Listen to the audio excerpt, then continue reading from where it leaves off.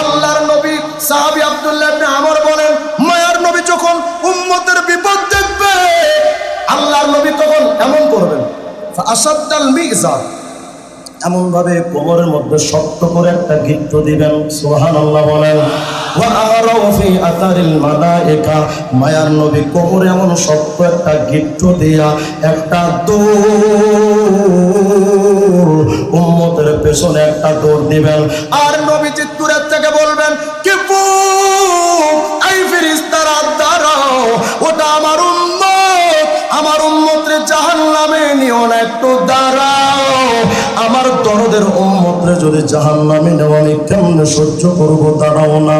কিন্তু ফেরেশতারা বলেন, নবী নাহনু শিদাদুল গিলাজুল্লাযিনা লা নাসিল্লাহ মা নুমার, ও নবী কিয়ামতে তো শুধু আল্লাহর আইন ছাড়া কারো আইন চলে না, আপনার কথাও মানতে পারবো না গো নবী। যা বলার আপনি আল্লাহকে বলেন না, আল্লাহ যদি মাফ কইরা দেয় তবে তো আমার জন্য আমাদের কথা মানতে সহজ হবে। আপনি আল্লাহর থেকে একটু রাজি করালেন না। তোমরা যাদেরকে মানো, হয়তো তোমরা মানো ডোনাল্ড ট্রাম্পের আমেরিকা, হয়তো তোমরা মানো চুংচাং ভুংভাং চায়না, হয়তো তোমরা মানো গরুর মুখ খাওয়া ইন্ডিয়ার দাদা, তোমরা তাদেরকে মানতে পারো। তাদের মধ্যে যদি যোগ্যতা থাকে একটা, আসমানের নিচে জমিনের উপরে সর্বযোগ্যতায় যোগ্যতা সম্পন্ন ব্যক্তিত্বের, সেই ব্যক্তিত্বের নাম হলো মুহাম্মদ রাসূলুল্লাহ। আল্লাহর নাম দিয়ে, রসুলের দোহাই দিয়ে ক্ষমতায় এসে তারা মাঝে মাঝে বক্তব্য দেন, আমরা নবী প্রেমিক, আমরা ৮০ রাকাত তাহাজ্জুদের নামাজ পড়ি, মুমতাজ ভাবির মতো মেশকাত সিয়াসিত্তা পড়ি, অনেক বক্তব্য তারা দেন। আমাদের সুস্পষ্ট কথা, যেই নেতা নবীর দুশমনদের ব্যাপারে সংসদে আইন পাশের বক্তব্য দিতে পারে না, সে মুসলমানও হতে পারে না। আল্লাহ আমার উম্মতরে মাফ করে দেন। এই নবীর ছাইরা কোন নেতার দিকে তুমি দৌড়াও, ওই নবীর টুপি ছাইরা কোন ক্যাপ তুমি লাগাও, ওই নবীর দাড়ি ছাইরা তুমি কার মতো স্টাইল করে দাড়ি রাখো, ওই নবীর গায়ের পোশাক ছেড়ে তুমি কার মতো পোশাক লাগাও। আর এমন দলদের নবী আর কোথায় পাবে? তুমি মেসি আর নেইমারের মতো চুল কাটো চুল, তোমার মেসি আর নেইমার জীবনে তোমার খবর নেবে না। তুমি অমুক তমুকের অনুসরণ করো, তারা তোমার কোনোদিন খবর নেবে না। আঙ্গুলের মতো ছোট্ট একটা কাগজ আমার কোমরের ভেতর থেকে আমি নবী বের করব। সুবহানাল্লাহ বলেন। এই কাগজটা আমি বের কইরা মিজানের, আমার উম্মতের মিজানের নেকের পাল্লায় চাপা দেব। সেই মাত্র চাপাবো, ফেরেশতারা চিৎকার দিয়া বলতে থাকবে, সাইদা ও সাইদা জাদ্দুহু ওয়া সাকুলাত মাওয়াজিনুহু ইনতালিকু বিহি ইলাল জান্নাহ। এই ফেরেশতারা দেখ কি ভাগ্যবান উম্মত, কত ভাগ্য তার। একটু আগে ছিল গুনার পাল্লা ভারী, ও তো ছিল জাহান্নামে। তাকায়া দেখ এখন তারা নেকের পাল্লা ভারী, উম্মত জান্নাতি।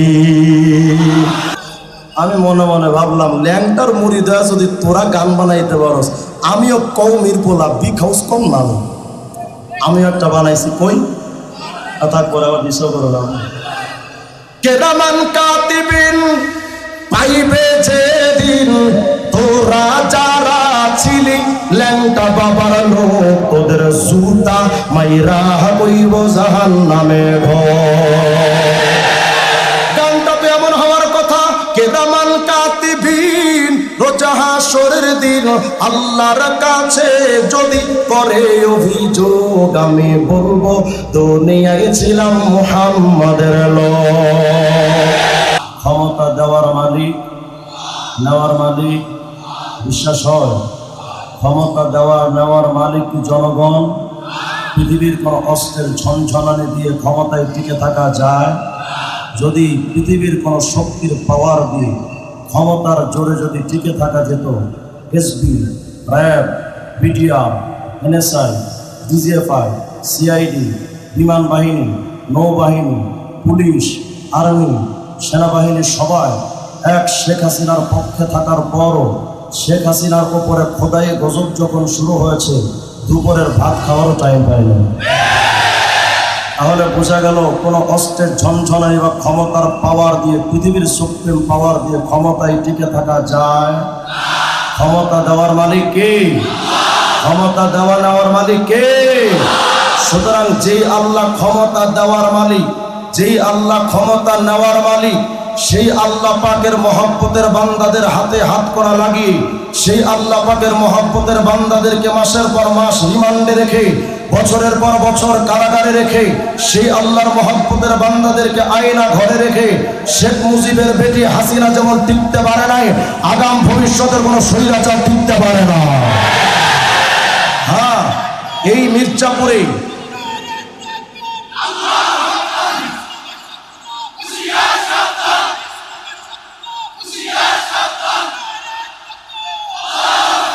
জুলুম যখন জালেম যখন জুলুম করে তখন তার হিতাহিত জ্ঞান শূন্য হয়ে যায়।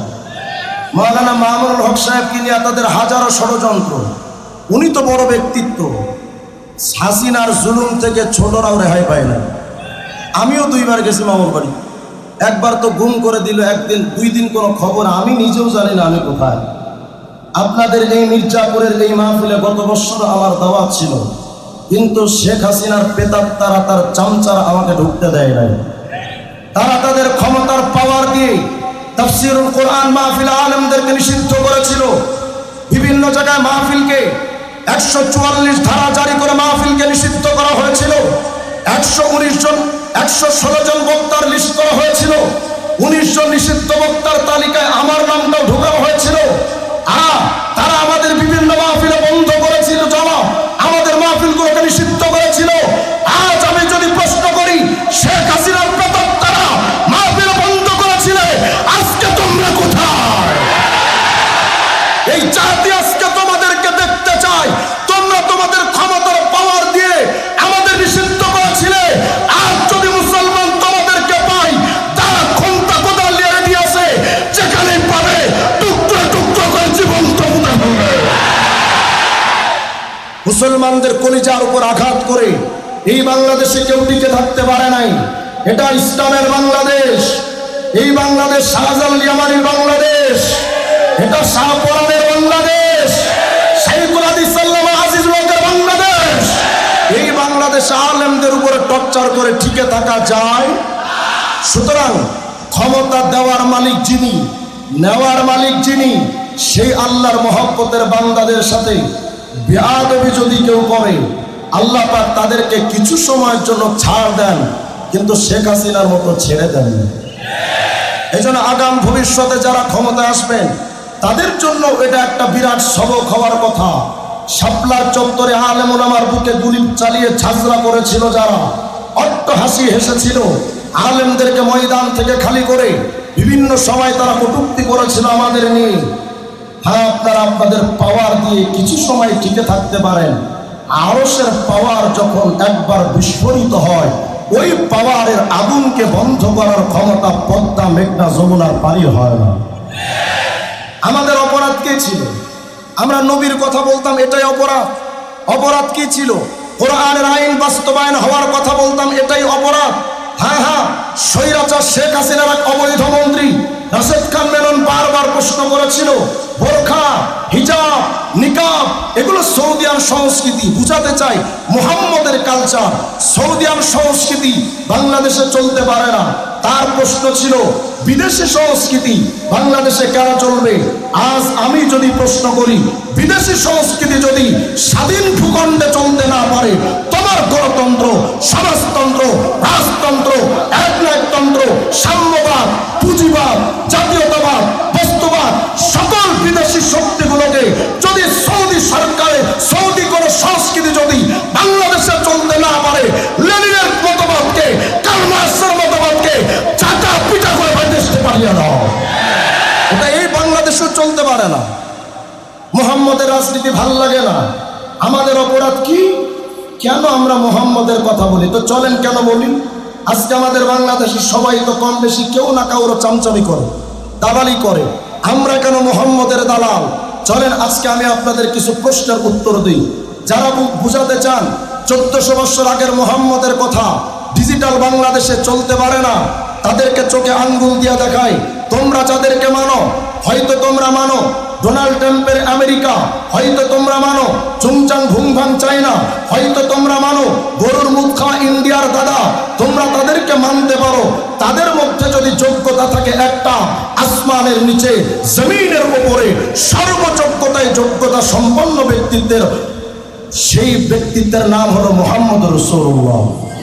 সুতরাং একটা যোগ্যতার কারণে যদি জিয়াকে মানা যায়, একটা যোগ্যতার কারণে যদি মুজিবকে মানা যায়, এক যোগ্যতার কারণে যদি শেক্সপিয়ারকে মানা যায়, এক যোগ্যতার কারণে যদি রবীন্দ্রনাথ ঠাকুরকে মানা যায়, Einstein, Newton, Maxwell, Charles Darwin, Aristotle, Ibn Sina, অমুক তমুককে যদি এক যোগ্যতার কারণে মানা যায়, সর্বযোগ্যতায় যোগ্যতা সম্পন্ন ব্যক্তিত্ব মুহাম্মদ রাসূলুল্লাহকে সবার আগে মানা দরকার।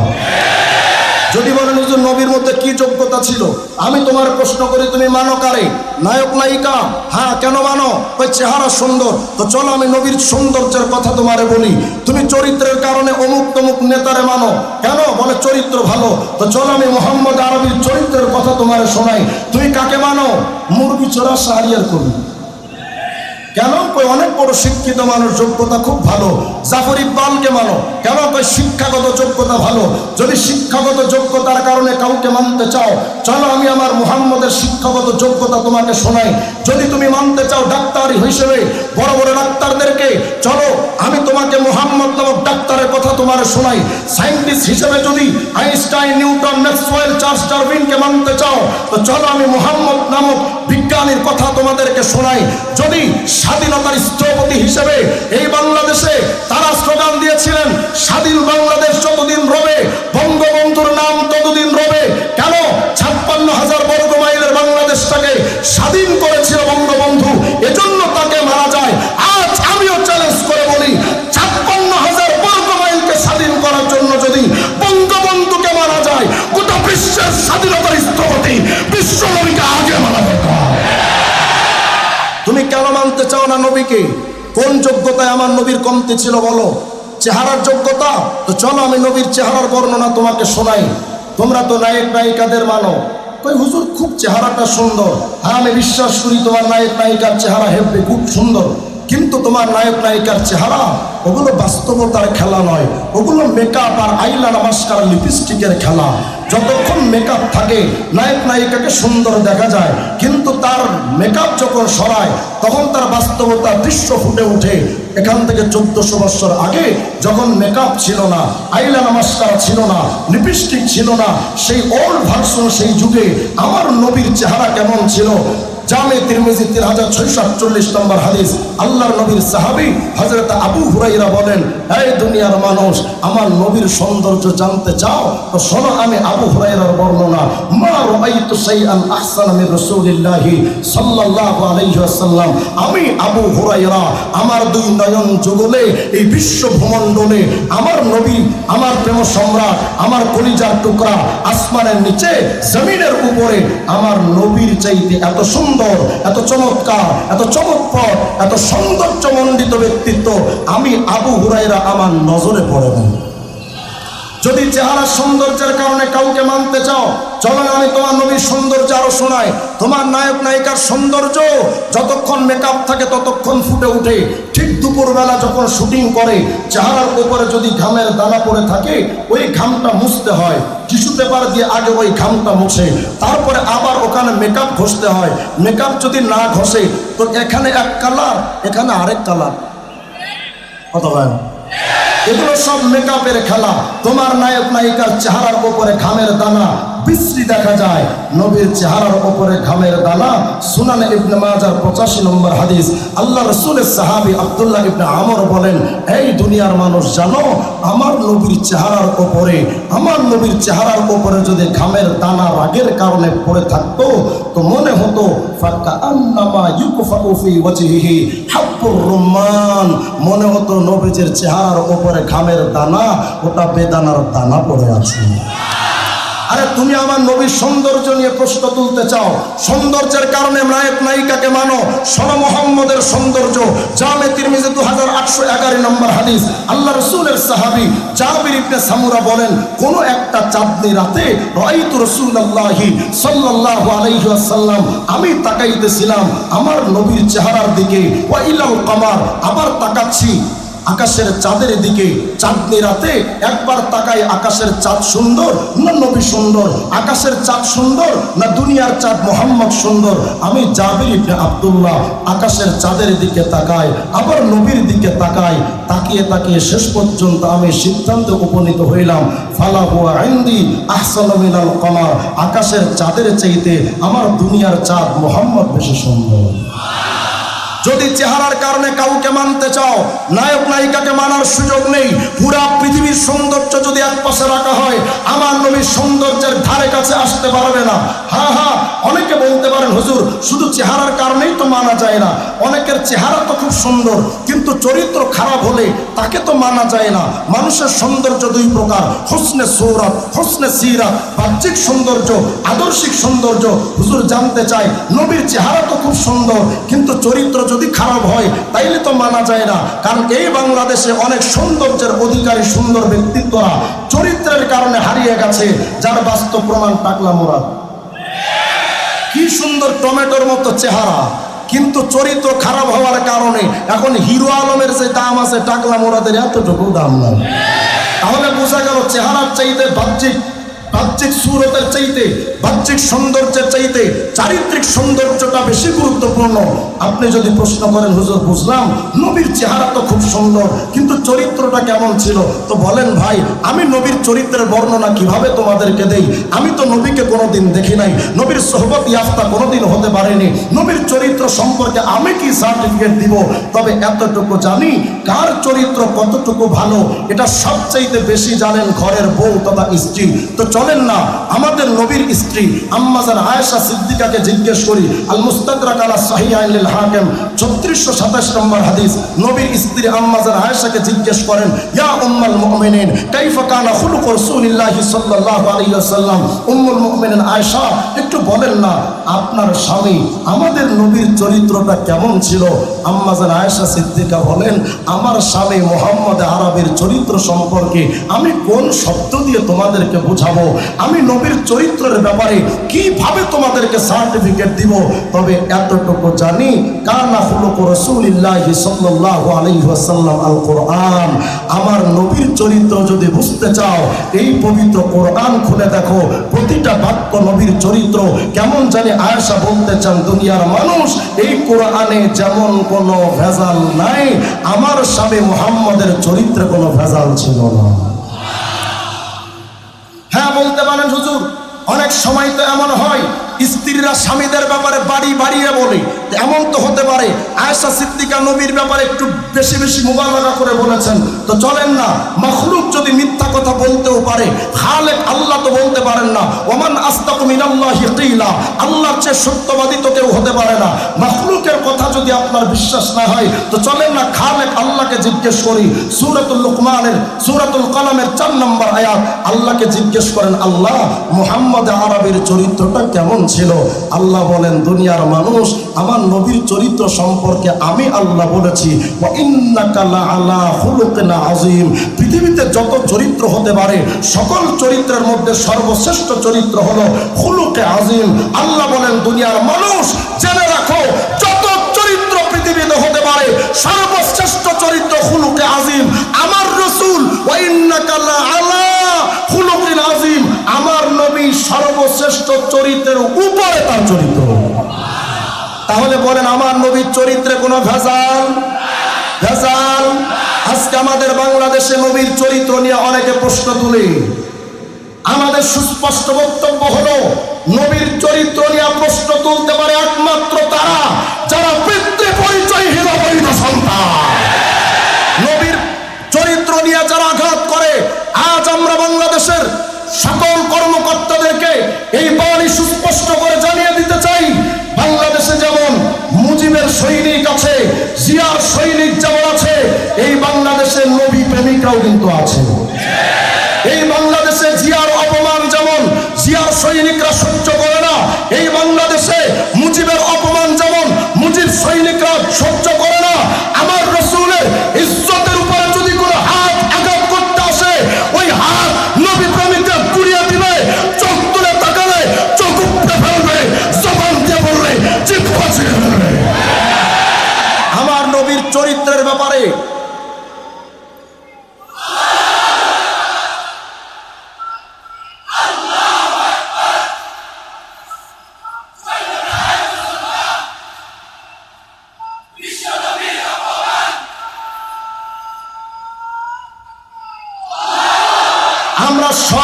কিছু শুনতে রাজি, কিন্তু নবী অবমাননার কটূক্তি শুনতে রাজি নয়।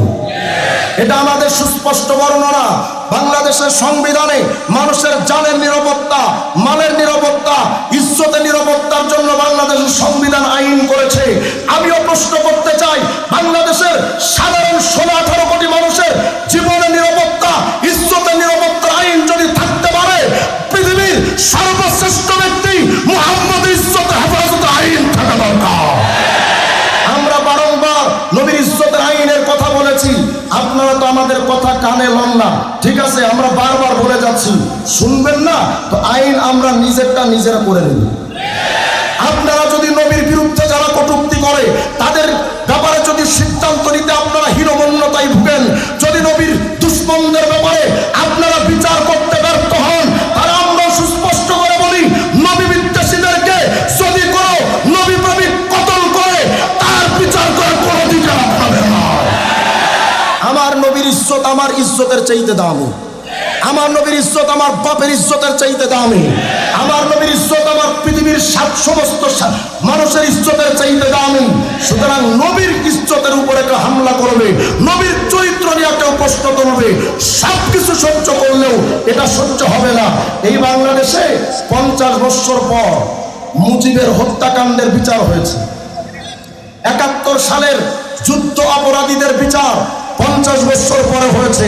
যদি এটা হতে পারে, তাহলে আমরা আজকে চূড়ান্ত কথা বলে দিই, বাংলাদেশে কোন সরকার আসবে, কে আসবে, কেন আসবে সেটা ভিন্ন কথা। আজকে যদি আমার নবীর ইজ্জতের হেফাজতের আইন না হয়, নবীর ইজ্জতের উপরে যারা হামলা করেছে বিচার যদি না হয়, 100 বছর পরে হলেও নবীর দুশমনদের জীবন্ত পুঁতে ফেলা হবে।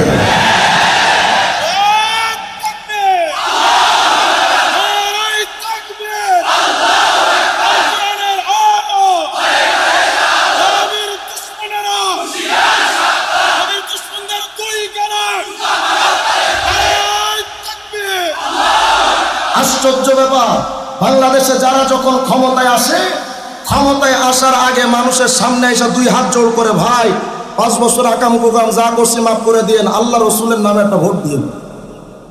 কত হয় না? আল্লাহর নাম দিয়ে, রসুলের দোহাই দিয়ে ক্ষমতায় এসে তারা মাঝে মাঝে বক্তব্য দেন, আমরা নবী প্রেমিক, আমরা 80 রাকাত তাহাজ্জুদের নামাজ পড়ি, মুমতাজ ভাবির মতো মেশকাত সিয়াসিত্তা পড়ি, অনেক বক্তব্য তারা দেন। আমাদের সুস্পষ্ট কথা, যেই নেতা নবীর দুশমনদের ব্যাপারে সংসদে আইন পাশের বক্তব্য দিতে পারে না, সে মুসলমান হতে পারে না।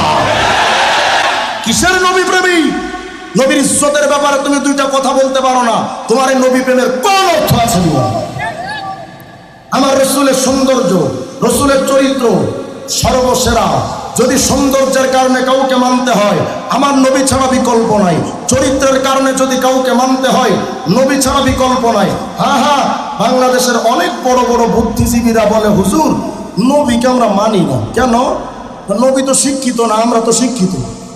রে বাপ রে বাপ, তুমি কত বড় শিক্ষিত, তোমার শিক্ষাগুরুকে মুরগি ছাড়া শাহরিয়ার কবি, বিরাট বড় বড় শিক্ষিত, কেন মানো না?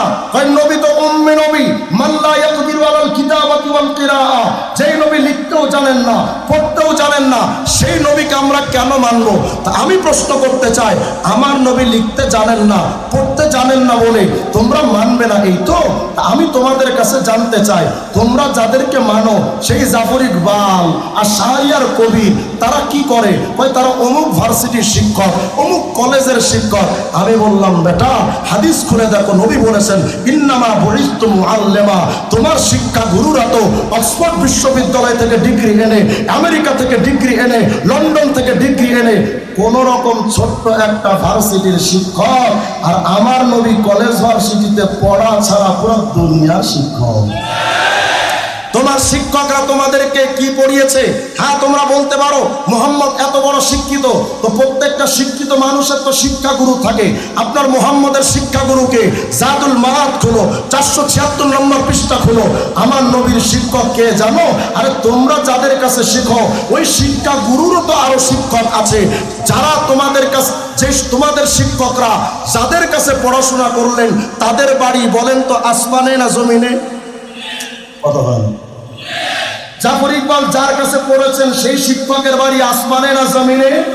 আমাদের নবী বলেন, জাদুল মাআদের 476 নম্বর পৃষ্ঠার বর্ণনা, আল্লাহর নবী বলেন, জানো ইন্নী ওয়াল্লাহ লা আলামু ইল্লা মা আল্লামানি আল্লাহ, এ তোমরা যাদের কাছে শেখো তাদের সবার বাড়ি তো দুনিয়ায়, আমি মুহাম্মদ যার কাছে শিখি তার বাড়ি দুনিয়াতে না, আমি যার কাছে শিখেছি তিনি স্বয়ং আমার আল্লাহ। হ্যাঁ হ্যাঁ, তোমরা আবার প্রশ্ন করতে পারো, মুহাম্মদ তো এত বড় শিক্ষিত, তো মুহাম্মদ কোন ডিগ্রি অর্জন করেছে? তা আমি প্রশ্ন করতে চাই, তোমরা কোন ডিগ্রি অর্জন করেছো? বলে আমাদের কেউ ডিগ্রি অর্জন করেছে বাংলাতে খুব শিক্ষিত, কেউ ইংলিশে, কেউ অর্থনীতি, কেউ সমাজনীতি, কেউ রাজনীতি, কেউ কৃষি বিষয়, এক একজন এক এক বিষয়ে পাণ্ডিত্য অর্জন করেছে, কেউ তো ডাক্তার, কেউ বা ইঞ্জিনিয়ার। আমি বললাম হ্যাঁ, আমি মেনে নিলাম তোমার শিক্ষক যিনি বাংলায় পণ্ডিত, ইংলিশে কাঁচা, ইংলিশে পণ্ডিত তো বাংলায় কাঁচা, অর্থনীতিতে পণ্ডিত, সমাজনীতিতে কাঁচা, রাজনীতিতে পণ্ডিত, কৃষিকাজে সে কাঁচা। আমি বুঝাতে চাই তোমাদের শিক্ষকরা এক বিষয়ে পণ্ডিত, সর্ব বিষয়ে পাণ্ডিত্য অর্জন করে না। যিনি ইংলিশে খুব পণ্ডিত, আমেরিকা থেকে 10 বছর পড়াশোনা করে বাংলাদেশে যখন আসছে, ওরে যদি বাংলায় কথা জিজ্ঞেস করেন কেমন আছেন, এমন ভাবে জবাব দিবে বুঝার কায়দা নাই ওটা বাঙালি না রোহিঙ্গা। কথা হয় না? তাহলে তোমরা যাদের কাছে শিক্ষা গ্রহণ করো তারা এক শিক্ষায় পণ্ডিত, আর আমার নবী কেমন শিক্ষায় শিক্ষিত ছিলেন শোনো। খরিদাতুল আজাইব নামক কিতাব খুলো, 247 নম্বর পৃষ্ঠার বর্ণনা শোনো। আমার নবীর সাহাবী আব্দুল্লাহ ইবনে সালাম তখনও পর্যন্ত মুসলমান হননি, ইহুদিদের পাদ্রী ছিলেন, রাহেব ছিলেন। নবীর কাছে আসলেন, এসে জিজ্ঞেস করলেন, মুহাম্মদ আজিব আনহাদা, আজিব আনহাদা, আজিব আনহাদা, আজিব আনহাদা। মুহাম্মদ এটার জবাব চাই, ওটার জবাব চাই, ওটার জবাব চাই। কোনো প্রশ্ন জমিন নিয়া, কোনো প্রশ্ন নবমণ্ডল নিয়া, কোনো প্রশ্ন সৌর জগৎ নিয়া, কোনো প্রশ্ন আখিরাত নিয়া, মুহাম্মদ আরবি সকল প্রশ্নের জবাব যখন টাস টাস করে যখন দিচ্ছেন, তখন আব্দুল্লাহ ইবনে সালাম ইহুদিদের পণ্ডিত সিদ্ধান্ত দিলেন, মুহাম্মদ আমার বুঝতে আর বাকি নাই, লাকাদ উতিতা উলুমুল আউয়ালিন ওয়াল আখিরিন। ও মুহাম্মদ, তুমি শুধু এক শিক্ষায় শিক্ষিত না, এক বিষয়ে পাণ্ডিত্য অর্জন করো নাই। মুহাম্মদ আমার বোঝা হয়ে গেছে, আল্লাহ পাক তোমাকে আগের পরের সকল জ্ঞান দান করেছেন। যদি এক শিক্ষায় শিক্ষিত হওয়ার কারণে জাফর ইকবাল সাল্লে যদি মানতে পারো মুহাম্মদ রাসূলুল্লাহকে আগে মানা দরকার। হ্যাঁ হ্যাঁ, বলতে পারেন যে হুজুর তো বুঝলাম, তো মুহাম্মদ কোন বিষয়, মুহাম্মদ আপনাদের কি শিখাইছে? আমি তোমাদের কাছে জিজ্ঞেস করি, তোমরা শিক্ষকরা কি শিখাইছে ওটা বলো। তা আমগো শিক্ষকরা পড়াইছে হাট্টিমা টিম টিম, তারা মাঠে পাড়ে ডিম, তাদের খানা দুটো সিং, মাগার বোঝে গোড়ার ডিম। যার মাথায় সিং থাকে ও কি ডিম পাড়ে? কথা হয় না। তাহলে বলেন তো এই শিক্ষাটা সত্য না মিথ্যা? তাহলে তোমাদের শিক্ষকরা যে শিক্ষা দেন ওই শিক্ষার মধ্যে সত্য আছে, মিথ্যাও আছে। আমার নবীর শিক্ষা, আল্লাহ বলে সূরা বাকারার 2 নম্বর আয়াত, যালিকাল কিতাব লা রাইবা ফি। আমার আল্লাহ বলেন শোনো, আমার মুহাম্মদের শিক্ষার মধ্যে মিথ্যা তো দূরের কথা, সন্দেহ সংশয়ের অবকাশ নাই। সত্য মিথ্যার মিশ্রণের শিক্ষায় শিক্ষিত শিক্ষককে মানা তোমার জন্য যদি যুক্তিসঙ্গত হয়, সত্যের মূর্ত প্রতীক মুহাম্মদের শিক্ষায় আগে শিক্ষিত হওয়া দরকার। হ্যাঁ, এখন বলবেন যে তাও বুঝলাম, তো মুহাম্মদ কোন ভার্সিটিতে পড়েছে একটু শোনান। আমি বললাম তোমার শিক্ষকরা কোন ভার্সিটির ছাত্র? বলে আমেরিকায় পড়েছে, অক্সফোর্ড বিশ্ববিদ্যালয়ে পড়েছে, বড় বড় ভার্সিটিতে পড়েছে, ইন্ডিয়ায় পড়েছে, চাইনায় পড়েছে। আমি বললাম হ্যাঁ হ্যাঁ, মাথা খারাপ ডোনাল্ড ট্রাম্পের আমেরিকা, আর চুংচাং ভুংভাং চাইনা, আর গরুর মুখ খাওয়া দেশ ইন্ডিয়া। এই দেশের ডিগ্রি আইনা কত লম্প ঝম্প তোমরা করো না, কত বড়াই তোমরা করো না। তো শোনো, আমার মুহাম্মদ আরবি আমেরিকার ডিগ্রি কি করবে, লন্ডনের ডিগ্রি কি করবে, চীন জাপানের ডিগ্রি কি করবে, ইন্ডিয়ার ডিগ্রি কি করবে? আর আমার নবীর তো আমেরিকার ডিগ্রি লাগে না, লন্ডনের ডিগ্রি লাগে না, কারণ আমার নবী তো ডিগ্রি পেয়েছেন। সুবহানাল্লাযী আসরা বিআবদিহি লাইলাম মিনাল মসজিদিল হারামি ইলাল মসজিদিল আকসা। আমার নবী আমেরিকার ডিগ্রি লাগে না, লন্ডনের ডিগ্রি লাগে না, ইন্ডিয়ার ডিগ্রি লাগে না। আমার নবী তো ডিগ্রি পেয়েছেন সরাসরি আরশে আজিম থেকে। বলো তুমি কোন ব্যাপারে আমার নবীকে হারিয়ে দিতে চাও? হ্যাঁ হ্যাঁ, অনেকে বলবে হুজুর তাও বুঝলাম, নবীর শিক্ষাগত যোগ্যতাও ছিল, চরিত্রও সুন্দর ছিল, চেহারাও সুন্দর ছিল, কিন্তু হুজুর জানতে চাই নবী কি ডাক্তার ছিল? আমরা তো হুজুর ডাক্তারি নিয়ে পড়াশোনা করি, অনেক বড় বড় ডাক্তার, তো নবী তো ডাক্তার ছিল না, কেন মানবো নবীরে? হ্যাঁ, আমি তোমার প্রশ্নের জবাব দেই। সহিহ বুখারী 3701 নম্বর হাদিস হলো, মায়ার নবীর সাহাবী আলী ইবনে আবি তালেব অসুস্থ, সকালবেলা মসজিদে আসেননি। মায়ার নবী জিজ্ঞেস করলেন, আইনা আলী ইবনে আবি তালেব, আমার আলী কোথায়? সাহাবায়ে কেরাম বললেন, ইয়া রাসূলুল্লাহ ইয়াশতাকি আইনুহু, আলীর চোখে সমস্যা। আল্লাহ নবী বলেন, ফারসিলু ইলাইহি ফাতুনি বিহি, আমার আলীকে আমার কাছে ডাকো। আরে তোমার ডাক্তাররা তো ট্রিটমেন্ট করে মেশিন দিয়া, পরীক্ষা ছাড়া, রিপোর্ট লিখতে জানে না, ঔষধ ছাড়া তোমার ডাক্তারের কোনো যোগ্যতা নাই। রিপোর্ট দেখে ঔষধ লিখবে, এই তো যোগ্যতা। মুহাম্মদ কেমন ডাক্তার ছিল জানো? আমার নবীর ট্রিটমেন্টের জন্য মেশিন লাগতো না, ঔষধ লাগতো না। হযরত আলী সকালে যখন আসলেন, নবী তাকায় দেখেন আলীর চোখে সমস্যা। মায়ার নবী কোনো মলম লাগাননি, কোনো ঔষধ নেননি। বাসাকা ফি আইনাইহি ওয়া তাআলাহু ফাবারা, শুধু মুখের থুতু লাগিয়ে দিলেন তো সুস্থ হয়ে গেছে। বলো কোন যোগ্যতা আমার নবীকে তুমি হারিয়ে দিতে চাও? হ্যাঁ, বুয়েটের ছাত্ররা বলবে হুজুর আমরা তো বিজ্ঞান মনস্ক, আমরা তো বিজ্ঞান নিয়ে চর্চা করি, মুহাম্মদ তো বিজ্ঞানী ছিল না, তো অবিজ্ঞানী মুহাম্মদকে বিজ্ঞানের ছাত্ররা কেমনে মানতে পারে? আজকে আমি এই হাজার জনতার সামনে আমি চ্যালেঞ্জ করে গেলাম, সূর্য কেমনে চলে এই তথ্যটা পৃথিবীতে মুহাম্মদে আরবির আগে কোনো বিজ্ঞানীর বাপও দিতে পারে না। আমি চ্যালেঞ্জ, ওপেন চ্যালেঞ্জ করলাম। গত 200-250 বছর ধরে বিজ্ঞানীদের মধ্যে মারামারি হয়েছে।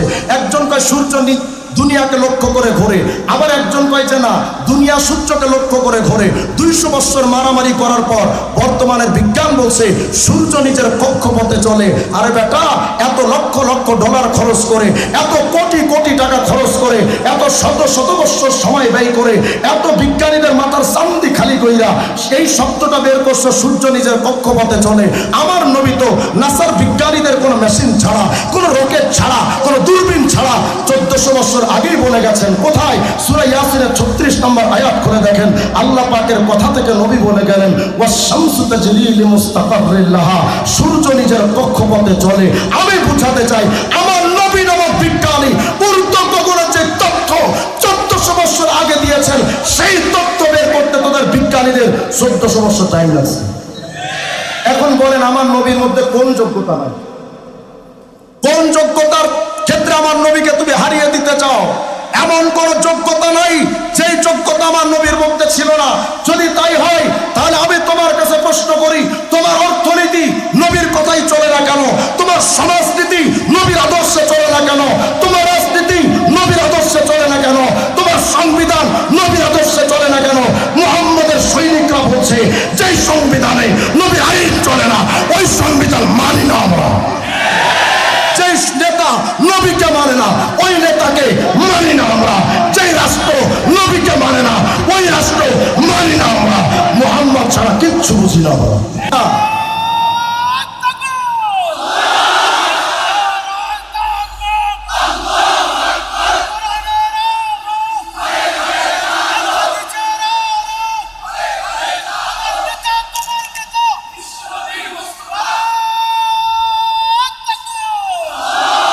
রাজনীতির ক্ষেত্রে নবীকে মানো না, কারে মানো? শেখ হাসিনা। বিপদে যখন পড়ে দুপুরের ভাত ধুইয়া হেলিকপ্টারে মামু বাড়ি দিলি। এদিকে তার কর্মীরা যে কত বিপদে পড়লো হাসিনা খবরও নেয় নাই, কথা কয় না। মাঝে মধ্যে তো আগে দেখবেন সিমে অটো কল দিত শেখ, আমি শেখ হাসিনা বলছি, এখন আর শেখ হাসিনা কয় না, কথা কয় না। এখন শেখ হাসিনা খবর লয়, বিপদকালে কোনো নেতা খবর লয়। এটা কেউ না বুঝলে টাকলা মুরাদ ভালো বুঝি, কথা কয় না। বিপদে যখন পড়েছে টাকলা মুরাদের পাশেও কেউ দাঁড়ায় নাই, বিপদে যখন পড়েছে শেখ হাসিনার পাশে সেনাবাহিনীও দাঁড়ায় নাই। আমি বুঝাতে চাচ্ছি তোমরা যাদেরকে নেতা মানো তারা বিপদে পড়লে কর্মীদের খবর লয় না। অথচ মুহাম্মদ রাসূলুল্লাহ বলেন, আনাস যদি কিয়ামতের ময়দানে আমি মুহাম্মদকে খুঁজতে চাও 3টা জায়গায় তালাশ করে দেখো। আরে যেখানে যেখানে বিপদ আমি মুহাম্মদ সেখানে সেখানে। তুমি যদি বিপদে পড়ো পুলসিরাতের গোড়ায়, তো তারা দেখবা তাকায়া আমি মুহাম্মদ রাসূল রাসূলুল্লাহ পুলসিরাতের গোড়ায়। আরে তুমি যদি বিপদে পড়ো মিজানের পাল্লার কাছে, তো আনাস তাকায় দেখো আমি মুহাম্মদ মিজানের পাল্লার কাছে দাঁড়িয়ে আছি। আরে তুমি কিয়ামতে যদি পিপাসার্ত হয়ে ছটফট করতে থাকো, তো হাউজে কাউসারের পাশে এসে দেখো আমি মুহাম্মদ দাঁড়ায় আছি। সুবুলুস সালামের 30 নম্বর পৃষ্ঠার বর্ণনাটা দেখেন। আম্মাজান আয়েশা সিদ্দিকা বলেন, দুনিয়ার মানুষ কুনতু দাতা লাইলাতিন আতলুবুন নবিয়্যা, কোন একটা রাত্রে আমি ঘুম থেকে জেগে দেখি আমার পাশে নবী নাই। কোথায় গেলেন নবী? নবীকে খুঁজে পাই না। আমি খুঁজতে লাগলাম, নবী কই, নবী কই, খুঁজতে লাগলাম। আম্মাজান আয়েশা সিদ্দিকা বলেন, ফাওয়াজাতুহু বিল বাকি, আমি খুঁজতে খুঁজতে গিয়া দেখলাম মায়ার নবী জান্নাতুল বাকির কবরস্থানে এই গভীর রাত্রে কাইমান বাইনা ইয়াদাই কাইমা ইয়া রব উম্মতি ওয়া সাজিদা ইয়াকুলু ইয়া রব উম্মতি। আমার নবীকে দেখলাম একবার মায়ার নবী জান্নাতুল বাকির কবরস্থানে একবার দাঁড়ায়া একবার সিজদায় গিয়া আল্লাহকে বলেন, বোঝাতে চান আল্লাহ এই গভীর রাত্রে তো আমি মুহাম্মদের চোখে ঘুম আসে না। আল্লাহ আমি তোমার কাছ থেকে জানতে চাই আমার উম্মতের কি হবে। আল্লাহ আমার উম্মতের কি হবে? আল্লাহ আমার উম্মতের একটু মাফ কইরা দাও না। আম্মাজান আয়েশা সিদ্দিকা এসে দেখলেন নবীজি ঘুমাচ্ছেন না। আম্মাজান আয়েশা সিদ্দিকা বলেন, নবী আনাসিতাল কোরআন লিআজলি হাদিল উম্মাহ, ও নবী আজকে আমি আয়েশা তো দেখছি আপনি কোরআন শরীফ পড়াটাও ভুলে গেলেন। নবী গো আপনি কি কোরআন পড়বেন না? এই উম্মতের জন্য আপনার এতটা মায়া। মায়ার নবী বলেন, আয়েশা মা দুমতু ফিল হায়াতি আকুলু ইয়া রব উম্মতি, আয়েশা যতদিন আমি দুনিয়াতে বেঁচে থাকবো আমার জবান দিয়া চলতে থাকবে উম্মতি উম্মতি উম্মতি উম্মতি, ফাইদা দাখালতু ফিল কবরি আকুলু ইয়া রব উম্মতি ইয়া রব উম্মতি। আয়েশা যেই দিন আমি কবরে ঢুকবো সেই দিন আমার জবান দিয়া চলতে থাকবে উম্মতি উম্মতি উম্মতি উম্মতি। শাহ ওলিউল্লাহ মুহাদ্দিস দেহলভী রাহমাতুল্লাহ আলাইহি তার কিতাবে লিখেছেন, যদিও বর্ণনাটার সনদ আমি এখনো পাই নাই, কিন্তু মুহাদ্দিস দেহলভী একজন অনেক বড় মাপের একজন মুহাদ্দিস ছিলেন। তিনি নকল করেছেন মায়ার নবীকে যখন কবরে রাখা হয়, যে কয়েকজন সাহাবী কবরে নেমেছিলেন একে একে তো সবাই উঠে চলে আসছেন।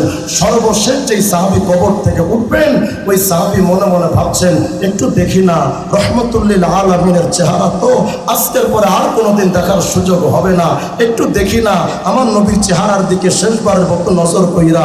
ওই সাহাবী বলেন, আমি যখন মায়ার নবীর চেহারার দিকে তাকিয়েছি, এই তো মাত্র রওজার ভিতরে নবীকে শোয়ালাম, তাকায় দেখে মায়ার নবীর ঠোঁট দুটো এভাবে নড়াচড়া করে। আমি আমার কানটারে নবীর ঠোঁটের সাথে লাগাইলাম, তো শুনতেছি নবী বলছেন উম্মতি উম্মতি উম্মতি। আরে কোন নবীকে তুমি ভুলে যাও আমার কও না। হযরত ওমর ফারুক রাউজুর রায়ায়েক ওয়া হিয়াদুল হাকায়েক নামক কিতাবের 154 নম্বর পৃষ্ঠার মধ্যে আসছে, হযরত ওমর ফারুক বলেন, ইয়া রাসূলুল্লাহ মাদা তাসনা ইদা মিত্তা, ও নবী যখন আপনি মৃত্যুবরণ করবেন ইন্তেকাল করবেন তো আপনি কবরের মধ্যে কি করবেন বলেন। মায়ার নবী বলেন, ওমর লা আযালু উনাদি ফি কবরি ইয়া রাব উম্মতি ইয়া রাব উম্মতি। ওমর যতদিন আমি কবরের মধ্যে শুয়ে থাকবো জানো রে ওমর আমি কি করব? আমি কবরের মধ্যে শুয়া শুয়া আল্লাহকে বলতে থাকবো, আল্লাহ আমার উম্মতরে মাফ করে দেন, আল্লাহ আমার উম্মতরে মাফ করে দেন। এই নবীরে ছাইরা কোন নেতার দিকে তুমি দৌড়াও, ওই নবীর টুপি ছাইরা কোন ক্যাপ তুমি লাগাও, ওই নবীর দাড়ি ছাইরা তুমি কার মতো স্টাইল করে দাড়ি রাখো, ওই নবীর গায়ের পোশাক ছেড়ে তুমি কার মতো পোশাক লাগাও। আর এমন দরদের নবী আর কোথায় পাবে? তুমি মেসি আর নেইমারের মতো চুল কাটো যুবক, তোমার মেসি আর নেইমার জীবনে তোমার খবর নেবে না। তুমি অমুক তমুকের অনুসরণ করো, তারা তোমার কোনোদিন খবর নেবে না। মায়ার নবী বলেন, জানো আমি কি করব? আমি রাসূল কিয়ামতে যখন কবরে উঠবো, ওমর আমি যখন কবর থেকে উঠবো আমার জবান দিয়ে কি চলতে থাকবে? হযরত ঈসা ইবনে মারইয়াম বলেন, কিয়ামতের দৃশ্যটা তো এত ভয়ঙ্কর, লা আসআলু ইল্লা নাফসি, আমি ঈসা ইবনে মারইয়াম পর্যন্ত কিয়ামতে আল্লাহকে বলতে থাকবো, আল্লাহ আমি ঈসারে বাঁচান, আল্লাহ আমি ঈসারে বাঁচান, আল্লাহ আমি ঈসারে বাঁচান। আল ইয়াউমা লা আসআলুহু মারইয়াম আল্লাতী ওয়ালাদাতনি, আমি ঈসা ইবনে মারইয়াম কিয়ামতের দিন আমার মা মারইয়ামের ব্যাপারে বলবো না, আল্লাহ আমার মা মারইয়ামরে বাঁচায় দেন, আমি ঈসা বলতে থাকবো, আল্লাহ আমারে বাঁচান। আর মায়ার নবী বলেন, ওমর কিয়ামতের ময়দানে যখন সবাই নফসি নফসি বলবে, ওই কিয়ামতে আমি নিজের ব্যাপারে চিন্তা ভুলে যাব, আমি নিজের চিন্তা করব না, আমার সন্তানের চিন্তা করব না, আমার বিবি বাচ্চার চিন্তা হবে না, আমি শুধু বলতে থাকবো, ইয়া রব উম্মতি ইয়া রব উম্মতি। আরো খুঁজতে চান দেখেন না মুস্তাদরাক আলা সহিহাইন লিল হাকিম 228 নম্বর হাদিসটা তালাশ করে দেখেন না। মায়ার নবী বলেন জানো রে উম্মতেরা লিল আমবিয়া মানাবিরুম মিন যাহাব, কিয়ামতের ময়দানে সমস্ত নবীদের বসার জন্য কিছু চেয়ার থাকবে। সুবহানাল্লাহ বলেন না। সমস্ত নবীদের বসার জন্য কিছু চেয়ার থাকবে, সম্মানের চেয়ার। সমস্ত নবীরা ওই চেয়ারের মধ্যে বসে যাবে, ফায়াজলিসুনা আলাইহা, সমস্ত নবীরা তো ওই চেয়ারের মধ্যে বসে যাবে। কিন্তু মায়ার নবী বলেন জানো ওয়ায়াবকা মিনবারি লা আজলিসু আলাইহি, সমস্ত নবীরা তো চেয়ারে কাতারে কাতারে বসে যাবে, কিন্তু আমি মুহাম্মদের চেয়ারটা খালি থাকবে, আমি ওই চেয়ারে বসবো না। নবী আপনি কি করবেন বলেন না, সমস্ত নবীরা তো বসে আছে সম্মানের চেয়ারে। মায়ার নবী বলেন কাইমুম বাইনা ইয়াদাই রব ইয়া রব উম্মতি উম্মতি, আমি আমার আল্লাহর সামনে দাঁড়ায় বলতে থাকবো আল্লাহ আর সমস্ত নবীরা তো নিরাপদে বসে আছে, আমি মুহাম্মদের মধ্যে ধর্পণটা বন্ধ হয় না, আমি মুহাম্মদের মধ্যে বেচাইনি হালতটা বন্ধ হয় না। ও রব আমি ওই চেয়ারে বসবো না, আমি জানতে চাই আমার উম্মতের ব্যাপারে তুমি কি ফয়সালা করবে। আল্লাহ আমি আমার উম্মতের জন্য বসবো না। হ্যাঁ প্রশ্ন করতে পারেন হুজুর নবী তো চেয়ারের মধ্যে বৈশাখ তো ডাকতে পারতেন, আল্লাহ আপনি উম্মতকে দিয়া দেন, কিন্তু আপনি চেয়ারে বসবেন না কেন? মায়ার নবী বলেন জানো কেন আমি চেয়ারে বসবো না? মাখাফাতা আইয়ুবআসা বি ইলাল জান্নাহ ওয়া ইয়াবখা উম্মতি মিন বাতি, আরে আমি যদি ওই চেয়ারের মধ্যে বসে যাই সকল ফেরেশতারা ধইরা নবীদের সাথে যদি আমারও জান্নাতে ঢুকা দেয়, আমার গুনাহগার উম্মতগুলোর কি হবে? আমার উম্মতগুলোর কি হবে? আমি এর জন্য চেয়ারে বসবো না। ফালা আযালু আশফা, আমি আল্লাহর কাছে ডাকতেই থাকবো আল্লাহ আমার উম্মতরে মাফ করেন, আল্লাহ আমার উম্মতরে মাফ করেন। আল্লাহ পাক তখন জিজ্ঞেস করবেন হাবিবুল্লাহ মাদা তুরিদু আন তাসনা বি আন আসনা বি উম্মতি, ও নবী আপনি বলেন না আপনার উম্মতের সাথে কি ফয়সালা করলে আপনি খুশি হবেন? নবী আপনি বলেন না, আপনার জবান দিয়ে বলেন উম্মতের সাথে কোন আচরণ করলে আপনি খুশি হবেন? আল্লাহর নবী বলেন আল্লাহ আল্লাহুম্মা আজ্জিল হিসাবাহুম, আল্লাহ এই কিয়ামতের ময়দানে দাঁড়ানোটা বড় কষ্ট, আমার উম্মতের পায়ের মধ্যে কষ্ট হয়, আমার উম্মতের মাথার উপরে কষ্ট হয়, আমার উম্মতের দাঁড়াইতে বড্ড কষ্ট হয়, এই প্রখর রোদ্দুরের মধ্যে আমার উম্মত দাঁড়াইতে বড্ড কষ্ট পাচ্ছে। আল্লাহ আমি মুহাম্মদ উম্মতের কষ্ট তো সইতে পারি না, আল্লাহুম্মা আজ্জিল হিসাবাহুম, আল্লাহ আমার উম্মতের বিচারটা একটু দ্রুত করে দেন না, আল্লাহ আমার উম্মতের বিচারটা দেরি কইরেন না। ফায়ুদআউনা বিহিম ফায়ুহাসাবুন, আল্লাহ নবী যখন বলবেন সাথে সাথে উম্মতকে ডাকা হবে, আসো উম্মতে মুহাম্মদী, পুরো হাসরবাসীর মধ্য থেকে উম্মতে মুহাম্মদীকে ডাকা হবে, আসো সামনে তোমাদের বিচার হবে। মায়ার নবী বলেন জানো কি হবে এরপরে? সুবহানাল্লাহ বলেন না, জানো এরপরে কি হবে? আমি নবী ঘোষণা দিচ্ছি ওয়ামিনহুম মাইয়াদখুলুল জান্নাতা বিরহমাতিল্লাহ, প্রথম চান্সে বিনা হিসেবে আল্লাহ অসংখ্য উম্মতকে মাফ করে দিবেন, আরো উম্মত বেঁচে থাকবে। ওয়ামিনহুম মাইয়াদখুলুল জান্নাতা বিশফাআতি, অনেক উম্মত এমন থাকবে যাদের জান্নাতের ফয়সালা হয় নাই, আমি নবীর সুপারিশে তাদের জান্নাতের ফয়সালা হবে। তবে হ্যাঁ অনেক উম্মত তো জাহান্নামে পড়ে থাকবে, তাদেরকে কে বাঁচাবে? এদিক তাকান হুজুর আসবেন ঠিক 10টা আগে আসবেন, এদিক কি দেখেন আসবেন তো বাংলার বাগ মামুনুল হক, আসবেন আসবেন ইনশাআল্লাহ। শোনেন মায়ার নবী বলেন কিয়ামতের ময়দানে সমস্ত উম্মতের মধ্যে বিরাট একটা জাতিকে আমার সুপারিশের কারণে আল্লাহ পাক জান্নাতে দিয়া দিবে। তবে হ্যাঁ অনেক উম্মত তো জাহান্নামে পড়ে থাকবে, ওদের তো জাহান্নামের থেকে বের করা হবে না। আমি রাসূল ফালা আযালু আশফা, আমি সুপারিশ করতেই থাকবো, আল্লাহ আমার উম্মতরে বাঁচান, আল্লাহ আমার উম্মতরে বাঁচান, আমি তো ডাকতেই থাকবো ডাকতেই থাকবো। কিন্তু আল্লাহ পাক অবশেষে যখন ডাকতেই থাকবো হাত্তা উতিয়া সিকাতাম বিরজালিন কদ বুইসা বিহিম ইলান নার, আমি যখন ডাকতেই থাকবো আল্লাহ পাক আমার হাতে একটা কাগজ ধরায় দিবেন। সুবহানাল্লাহ বলেন না, আমার হাতে আল্লাহ পাক একটা কাগজ ধরায় দিবে, এই কাগজটাকে নিয়ে ফাতিয়া মালিকা খাজিনান নার, এই কাগজটা নিয়ে আমি মালিক ফেরেশতা জাহান্নামের দারোয়ান মালিকের কাছে আসবো। এই মালিক আমার অনেক উম্মতরে তো জাহান্নামে ফালানো হয়েছে, মালিক আমি আল্লাহকে তোমাকে ডেকেছিলাম, আমি ডাকতে ডাকতে আল্লাহ পাক আমার একটা কাগজ দিয়েছেন, এই মালিক একটু দেখো না ভাই, এর মধ্যে আমার রব কি লিখেছেন। মালিক ফেরেশতা কাগজটা পড়া বলবেন, মুহাম্মদ মা তারাকতালিন নারি লিগাযাবি রাব্বিকা মিন বাকিয়া। কেমন জানি মালিক বলবেন, নবী এই কাগজের মধ্যে কি লেখা আছে জানেন? আল্লাহ যেন আমাকে বুঝিয়েছে মালিক রে, যেই লোকটা কাগজ নিয়ে তোমার জাহান্নামের গেটের কাছে গেছে, চিনো তুমি মালিক? ও আমার হাবিবুল্লাহ মুহাম্মদ। এ মালিক, আমার মুহাম্মদকে দিয়া তো আমি জান্নাত উদ্বোধন করব, মুহাম্মদের আগে তো কেউ জান্নাতে যাবে না। কিন্তু মালিক, আমার ওই মুহাম্মদ তো উম্মতের এতটা পাগল, উম্মত ছাড়া আমার মুহাম্মদ জান্নাতে যাইতে চায় না। মালিক, তাড়াতাড়ি জাহান্নামের মধ্যে ঢুকো, যত উম্মতে মুহাম্মদই আছে সবগুলোরে বের করে মুহাম্মদরে বুঝা দে, মুহাম্মদ জান্নাতে যাবে। পরিষ্কার কথা, এমন দরদের নবীর বিরুদ্ধে কেউ যদি আঙ্গুল তুলতে চায়, ওই আঙ্গুল ঘুরিয়ে দাও। আমার নবীর বিরুদ্ধে যদি কেউ চোখ তুলে তাকায়, ওই চোখ উপড়ে ফেলে দাও। আমার নবীর দুশমনদের কাছে আশ্রয় দিবে, ওই ঘর তোর আগুন দিয়ে জ্বালিয়ে দাও। নবীর দুশমনদের এক সেকেন্ড বেঁচে থাকার কোনো অধিকার নাই। আমার নবীর বিরুদ্ধে কথা বলবা,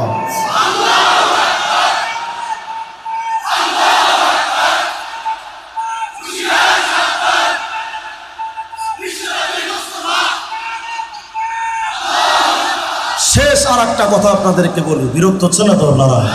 শেষ আত্মাবাকাতুশ শাফিয়াতুল কুবরা খন্ড 179 পৃষ্ঠার বর্ণনা। হযরত আদম আলাইহিস সালাম কিয়ামতের ময়দানে, খুব চমৎকার এক বর্ণনা, খুশি হয়ে যাবেন, আল্লাহু আকবার বলেন না। হযরত আদম আলাইহিস সালাম কিয়ামতের ময়দানে আরশে আজিমের পাশে এক জায়গায় দাঁড়িয়ে থাকবেন। আদম আলাইহিস সালাম দেখতে থাকবেন, ইয়ানজুরু ইলা মা ইয়ানতালিকু বিহি ইলান নার ওয়া ইয়ানজুরু ইলা মা ইয়ানতালিকু বিহি ইলাল জান্নাহ।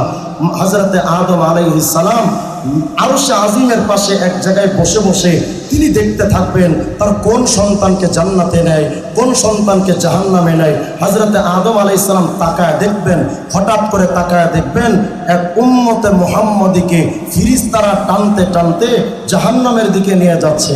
তার হাতের মধ্যে বেড়ি, তার গলার মধ্যে বেড়ি, তার কোমরে বেড়ি, পায়ের মধ্যে জাহান্নামের বেড়ি নিয়ে টানতে টানতে জাহান্নামের দিকে নিয়ে যাচ্ছে। হযরত আদম আলাইহিস সালাম তখন চিৎকার দিয়ে ডাকবেন, ইয়া আহমদ, মুহাম্মদ তুমি কই? কিয়ামতের ময়দানে নবীকে তো একটা জায়গায় খুঁজে পাওয়া যাবে না রে মুমিন, আমার নবী কই? হযরত আদম চিৎকার দিয়ে ডাকবেন, মুহাম্মদ তুমি কই? আল্লাহর নবী দূরের থেকে আওয়াজ দিয়ে বলবেন, লাব্বাইকা আবাল বাশার, ও বাবা আদম আমি এখানে আছি, আমি মুহাম্মদ। বলেন না কি হয়েছে? হযরত আদম বলেন, ইয়া রাসূলুল্লাহ, মুহাম্মদ রে, হাদা রাজুলুম মিন উম্মাতিকা ইয়ানতালিকু বিহি ইলান নার। এই মুহাম্মদ দেখো না তাকাইয়া, এই যে উম্মতটারে, তোমার উম্মতরে ধইরা কত কষ্ট দিয়া জাহান্নামের দিকে নিয়ে যায়। প্রশ্ন করবেন, হুজুর ওই কিয়ামতের ময়দানে আদম কেমনে চিনবেন এটা মুহাম্মদের উম্মত?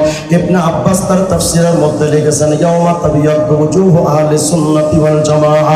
দুনিয়ার মধ্যে যেই সমস্ত উম্মতেরা সাহাবীদেরকে মানবে, নবীর সুন্নাত যারা মানবে, ইবনে আব্বাস বলেন ওই কিয়ামতের ময়দানে নবীদের চেহারা থেকে যেমন নূর চমকাতে থাকবে, মুহাম্মদ আরবির সুন্নাত পালন করলে ওয়ালাদের চেহারা থেকে কিয়ামতে নবীদের মতো নূর চমকাতে থাকবে। আদম পয়গম্বর দেখে চিনতে পারবেন এটা মুহাম্মদ আরবির উম্মত। ডাইকা বলবেন, মুহাম্মদ আসো, এটা বুঝি তোমার উম্মত, দেখো না কত কষ্ট কইরা জাহান্নামের দিকে নিয়ে যায়। মায়ার নবী উম্মতের বিপদের কথা যায় না, একটা দৌড় দিয়া আদম আলাইহিস সালামের কাছে আসবেন, আয়েশা তাকায় দেখবেন একটা কঠিন বিপদে পড়ে আছে। মায়ার নবী উম্মতের দিকে তাকায় দেখবেন উম্মতের বিপদ। উম্মত চিৎকার দিয়া বলে, আল্লাহ আমারে বাঁচাও। উম্মত চিৎকার দিয়া বলে, আব্বু আমারে বাঁচাও, আম্মু আমার একটু বাঁচাও না। কিন্তু উম্মতের এই কঠিন বিপদে তার বাবাও আগায় আসে না, তার মাও আগায় আসে না, কেউ আগায় আসে না। মায়ার নবী তাকায় দেখবেন তার আদরের উম্মতটা কতটা বিপদে পড়ে আছে। দুনিয়ার মানুষ জানো, গোটা দুনিয়ার সন্তানদের প্রতি মায়ের যে ভালোবাসা এক পাল্লায় যদি রাখা হয়, মায়ার নবীর উম্মতের প্রতি যে ভালোবাসার সমান কখনো হবে না। মায়ার নবী উম্মতরে দেখার 1 মিনিট সহ্য করতে পারবেন না। আল্লাহর নবী সাহাবী আব্দুল্লাহ ইবনে আমর বলেন, মায়ার নবী যখন উম্মতের বিপদ দেখবে, আল্লাহর নবী তখন এমন করবেন, ফাআসাদ্দাল মিজার, এমন ভাবে কোমরের মধ্যে শক্ত করে একটা গিট্ট দিবেন। সুবহানাল্লাহ বলেন। ওয়া আরাউ ফি আতারিল মালায়েকা, মায়ার নবী কোমরে এমন শক্ত একটা গিট্ট দিয়া একটা দৌড়, উম্মতের পেছনে একটা দৌড় দিবেন। আর নবীজি দূরের থেকে বলবেন, কি এই ফেরেশতারা দাঁড়াও, ওটা আমার উম্মত, আমার উম্মতরে জাহান্নামে নিও না, একটু দাঁড়াও। আমার দরদের উম্মতরে যদি জাহান্নামে নেওয়া আমি কেমনে সহ্য করব, দাঁড়াও না। কিন্তু ফেরেশতারা বলেন, নবী নাহনু শিদাদুল গিলাজুল লাযিনা লা নাসিল্লাহ মা ওমর, ও নবী কিয়ামতে তো শুধু আল্লাহর আইন ছাড়া কারো আইন চলে না, আপনার কথাও মানতে পারবো না গো নবী। যা বলার আপনি আল্লাহকে বলেন না, আল্লাহ যদি মাফ কইরা দেয় তবে তো আমার জন্য আমাদের কথা মানতে সহজ হবে। আপনি আল্লাহর থেকে একটু রাজি করালেন না। মায়ার নবী যখন দেখবেন উম্মতের ব্যাপারে ফেরেশতারা কথা শোনে না, ফালাম্মা আইসান নাবিয়্যু মিনাল মালায়েকা, ফেরেশতা থেকে যখন নবী নৈরাশ হয়ে যাবেন, মায়ার নবী কবাদা আলা লিহিয়াতিহি বিয়াদিহিল ইউসরা, মায়ার নবী নিজের বাম হাতটা দিয়া নিজের দাড়িটাকে ঠিক এভাবে ধরবেন, ধরে ওয়াস্তাকবালাল আরশা বিওয়াজহিহি, আল্লাহর আরশের দিকে তাকায় বলবেন, ও রব ইন্নাকা ওয়া'আদতানি আল্লা তুখজিয়ানি ইয়াওমা ইউবাসুন, আপনি না বলছিলেন কিয়ামতে আমারে অপমান করবেন না, তো আল্লাহ কর্মীরে অপমান করলে তো নেতাও অপদস্থ হয়। আমার উম্মতরে তোমার ফেরেশতারা কত কষ্ট দিয়া জাহান্নামের দিকে নেয়, আল্লাহ এটাকে আমি মুহাম্মদের অপমান নয়, আমি তোমার ফেরেশতাদেরকে বললাম, ফেরেশতারা তো আমার কথা শুনলো না, ফেরেশতারা বলেছে তোমারে রাজি না করলে হবে না। ও আল্লাহ, আমার এই উম্মতের জন্য আমি তায়েফে রক্ত ঝরিয়েছি, উহুদে দান শহীদ করেছি, আল্লাহ আমার উম্মতরে ভিক্ষা দেন, নইলে আপনার ফেরেশতারা আমার উম্মতরে ছাড়ে না। আল্লাহর নবী যখন চোখের পানি ছেড়ে আল্লাহর কাছে চাইতে থাকবেন, ফানাদা মিন তাহতিল আরশি আতিউ মুহাম্মাদা, আরশে আজিমের নিচ থেকে একটা বিকট আওয়াজ আসবে, এই ফেরেশতারা আজকে কিয়ামতে যেমন আমি আল্লাহর মানবে, আজকে কিয়ামতে তেমন আমার নবী মুহাম্মদরেও মানা লাগবে। মায়ার নবী তার উম্মতরে নিয়ে আবার মিজানের পাল্লার কাছে যাবেন, মিজানের পাল্লার কাছে হাজির, এই ফেরেশতা আমার উম্মতের আমলনামা আবার আমার সামনে একটু ওজন দাও, আমি নিজে তাকায় তাকায় দেখব, যখন ওজন দিবে তো ঠিকই আগের মতো নেকির পাল্লা ভারী, গুনার পাল্লা হালকা, নেকির পাল্লা আগের মতোই হালকা, গুনার পাল্লা ভারী। উম্মতের আবার থরথর করে কম্পন সৃষ্টি হয়েছে, এই বুঝে আবার জাহান্নামে গেলাম, এই বুঝে আবার জাহান্নামে গেলাম। কিন্তু তার পাশে যে রহমতুল লিল আলামিন নবী দাঁড়ায়া, উম্মত ততক্ষণ পর্যন্ত বুঝতে পারবে না, চিনতেও পারবে না। মায়ার নবী যখন দেখবেন উম্মত আবার থরথর করে কাঁপছে, মায়ার নবী আমার বলেন, যে উম্মতরা শুনো, ফাউখরিজু বিতাকাতাম মিন হুজজাতিকাল আনমিলা, এভাবে এরকম আঙ্গুলের মতো ছোট্ট একটা কাগজ আমার কোমরের ভেতর থেকে আমি নবী বের করব। সুবহানাল্লাহ বলেন না। এই কাগজটা আমি বের কইরা মিজানের, আমার উম্মতের মিজানের নেকির পাল্লায় চাপা দেব, সেই মাত্র চাপাবো ফেরেশতারা চিৎকার দিয়া বলতে থাকবে সাইদা ওয়া সাইদা জাদ্দুহু ওয়া সাকুলাত মাওয়াজিনুহু ইনতালিকু বিহি ইলাল জান্নাহ। এই ফেরেশতারা দেখ কি ভাগ্যবান উম্মত, কত ভাগ্য তার, একটু আগে ছিল গুনার পাল্লা ভারী, ও তো ছিল জাহান্নামে, তাকায়া দেখ এখন তারা নেকির পাল্লা ভারী, উম্মত জান্নাতি। এরা তাড়াতাড়ি ধইরা জান্নাতে নিয়ে যা। ফেরেশতারা এবার উম্মতের হাত ধরে যখন জান্নাতের দিকে নিয়ে যাবে, উম্মত তখন বলবে আমি এখন জান্নাতে যাব না, হাত ছাড়েন, আমি এখন জান্নাতে যাব না, হাত ছাইড়া দেন। ওই কেন ছাড়বো, জান্নাতে কি যাইবা না? ওই জান্নাতে তো যাব বটে, কিন্তু আমার এই কঠিন বিপদকালে বাবারে যখন পাইলাম না, মারেও যখন পাইলাম না, আপনজন যখন কাউরে পাইলাম না, এই মায়ার মানুষটা কে?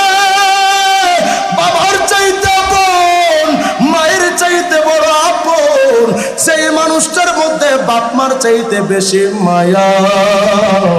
ওই মানুষটার তো চিনি না, পরিচয়টা নিয়ে তো তারপরে যায়।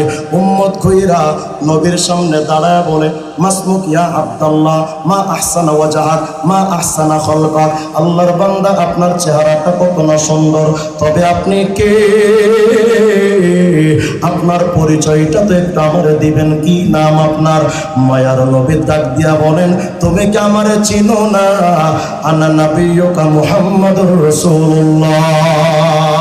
আরে তুমি আমারে চিনো না? উম্মত আর নবীর মধ্যে যে মুআনাকাটা হবে, ওই সময় মুআনাকাটা কত না মধুময়। কিন্তু নবীকে উম্মত জিজ্ঞেস করবেন নবী সবকিছু তো বুঝলাম, কিন্তু এই যে কাগজটা চাপাইছিলেন না, ওই কাগজটার মধ্যে কি লেখা ছিল? আল কওলুল বাদিয়ার মধ্যে ইমাম যাহাবী রাহমাতুল্লাহর এক চমৎকার হাদিস নিয়েছেন। পৃথিবীর যেই প্রান্তে কেউ একবার দরুদ শরীফ পড়ে, আল্লাহর কিছু ফেরেশতারা আছে দরুদের হাদিয়া নবীর কাছে পৌঁছায় দেয়। মায়ার নবী বলেন ফাআকতুবুহু ফি সহিফাতিন বাইদা, আমি একটা সাদা কাগজে আমার উম্মতের দরুদটা লেখা রাখি। নবী বলেন উম্মত কি চাপাইছিলাম জানো? হাদিহি সালাতুকাল্লাতী কুনতা তুসাল্লি আলাইয়া ফিদ দুনিয়া, ওই যে দুনিয়াতে একবার আমি নবীর নামে দরুদ শরীফ পড়ছিলাম, ওইটাই লেখা মিজানে চাপায়া দিয়েছে। এখন বলেন জয় বাংলা না দরুদ? জয় বাংলা না দরুদ? আইভি কয় মৃত্যুর সময় যেন জয় বাংলা নসিব হয়, আমরা বলি মৃত্যুর সময় যেন কালেমা আর দরুদ নসিব হয়। কথা কয় না? আজকে থেকে সিদ্ধান্ত ক্লিয়ার, নবী ছাড়া কিচ্ছু মানব না ইনশাআল্লাহ। পীর তো মানা যাবে, হ্যাঁ অবশ্যই পীর মানা যাবে, কিন্তু পীর যদি আমার নবীর তরিকায় চলে। কথা কয় না? পীর যদি নবীর তরিকায় না চলে, আমরা পীরকেও মানতে পারি। আজকে তো কত দরবার থেকে গাওয়া হয়, কয় কেরামান কাতিবিন রোজা হাসরের দিন আল্লাহর কাছে যদি করে অভিযোগ, আমি বলবো দুনিয়ায় ছিলাম ল্যাংটা বাবার লোক। আমি মনে মনে ভাবলাম ল্যাংটার মুড়ি দেওয়া যদি তোরা গান বানাইতে পারস, আমিও কৌমির পোলা বিগ হাউস কম না, আমিও একটা বানাইছি, কই তারপরে আবার বিশ্ব করলাম।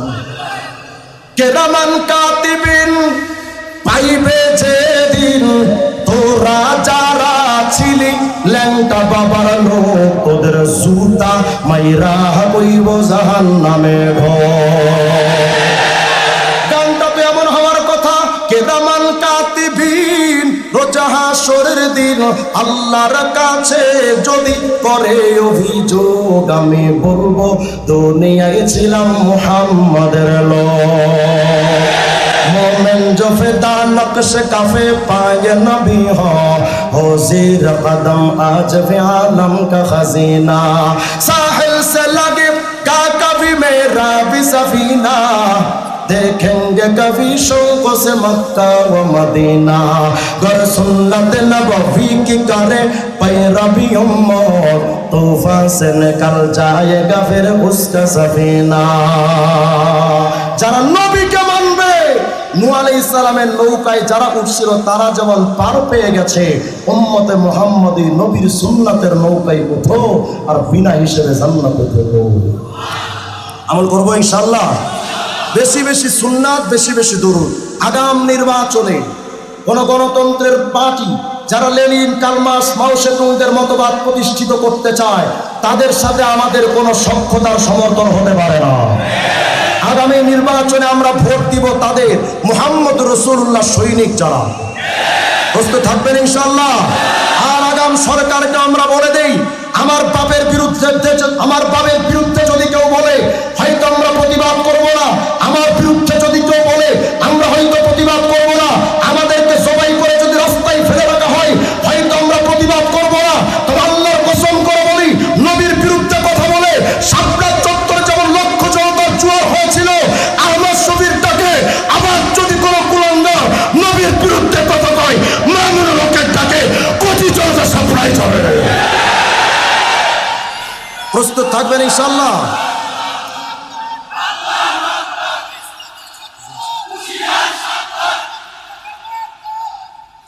আল্লাহ পাক যেন আমাদের সকলকেই কথাগুলোর প্রতি আমল করার, নবীকে চিনে বোঝার আমল করার তৌফিক দান করেন, বলেন আমিন। আচ্ছা, আজকের এই মাহফিলটা যে হলো, আপনারা খুশি না বেজার? এখানে বাংলার সিংহ পুরুষ মাওলানা মামুন হক সাহেবকে যে আপনারা পেলেন, ওসিলা আমাদের উস্তাদ মুহতারাম, বাংলাদেশের হাজার হাজার আলেমের ইসলাহি ইলমি রাহবার, আপনাদের এই এলাকার সূর্য সন্তান, আমাদের প্রিয় উস্তাদ মুহতারাম আল্লামা আশরাফুজ্জামান সাহেব দামাত বারাকাতুল আলিয়া রাহমানিয়া মাদ্রাসা, তিনি শিক্ষা সচিব। ওনার ওসিলায় আজকে আপনারা এখানে পেলেন, এই মাদ্রাসার ওসিলায়। কিন্তু এই মাদ্রাসাটা আরও দিন দিন উন্নত হোক, চান না আপনারা? সবাই চান? যদি চান, এখানে নবী প্রেমিক তৈরি করা হয়, এখানে মেয়েদেরকে নবীর সুন্নাতের শিক্ষা দেওয়া হয়, কিভাবে নবীকে আপন করে পাওয়া যায়, আশিকায়ে নবী বানানো হয়। আমি আপনাদের কাছে কিছু মানুষের আহ্বান করতে চাই, যারা এখানে আছেন। আমি জানি এখানে অনেক কোটিপতি শিল্পপতিও আছেন। আপনাদের জন্য অল্প কিছু অবদান মাদ্রাসার জন্য বিরাট অর্থ বয়ে আনবে, কিন্তু আপনার সামান্য অবহেলা হয়তো মাদ্রাসার বিরাট একটা কাজ থেমে যাবে। কিন্তু আল্লাহ পাকের মেহেরবানি, মাদ্রাসা মসজিদের কাজ কোনোদিন চূড়ান্তভাবে বন্ধ হয় না। হয়তো আপনি দিবেন, নইলে আল্লাহ পাক যে কোনো এক মাধ্যমে ব্যবস্থা করে দিবেন। এটা হয়ে যায়, এটা বন্ধ থাকে না। কিন্তু আমি আপনাদের কাছ থেকে কিছু মানুষ চাই, যেই মানুষগুলো আজকের এই মাদ্রাসার জন্য বিরাট একটা অবদান, যেই অনুদানটা দিলে অন্তরে ব্যথা লাগে, ওই অনুদানটাই আল্লাহর কাছে কবুল হয়। বুঝলাম কথা? মানে যেই অনুদানটা দিলে অন্তরে ব্যথা লাগে, আর এত টাকা দিয়া দিলাম, এই টাকাটা আল্লাহর কাছে সরাসরি কবুল হয়। তাফসীর রুহুল মাআনির মধ্যে 17 নম্বর খণ্ডে 54 নম্বর পৃষ্ঠার মধ্যে একটা বর্ণনা আসে। সৈয়দনা দাউদ আলাইহিস সালাম আল্লাহকে একদিন জিজ্ঞেস করছেন, আল্লাহ ইয়া ইলাহি মানিল্লাযী ইয়াকদিরু আইয়ামলা আকিফাতাহু হাসানা। আল্লাহ, এত বড় তো মিজানের পাল্লা, তুই এত বড় মিজানের পাল্লা নেকি দিয়া ভরবে এমন নেককার ব্যক্তি কি? আমি তো চোখে টোকে দেখি না। আল্লাহ পাক তখন জবাব দেন, দাউদ ইদা রাদিতু আলা আবদি মালাতুহা বিতামরা। দাউদ, আমি আল্লাহ যদি কোনো বান্দার উপরে খুশি হয়ে যায়, ওই বান্দার সামান্য খেজুরের দানা দান করলেও ওটাকে বাড়াতে বাড়াতে মিজানের পাল্লা ভরে দেবে। আপনারা যদি অন্য জায়গায় দান করেন সেটাও কবুল হবে, কিন্তু মাদ্রাসায় দান করলে এই সওয়াবটা, সাদাকাটা জারিয়া হিসেবে থাকে। কারণ আপনি রাত্রে 4টার সময় যখন বিভোর ঘুমে আপনি নিমগ্ন, ঠিক ওই 4টার সময় একটা মেয়ে গভীর রাত্রে 4টার সময় উঠে শীতের রাত্রে ওযু করে তাহাজ্জুদের নামাজ পড়ে দোয়া কান্নাকাটি করে কোরআনে কারীমের তেলাওয়াতের হিফজ করে। আপনার একটা মেয়েও যদি এভাবে হাফেজা হতো, কত না ভাগ্যবান আপনি হতেন। আমি আপনাদের কাছ থেকে কয়েকজন মানুষ এখানে মাদ্রাসার জন্য একটা ছাদ দিতে গেলে বিরাট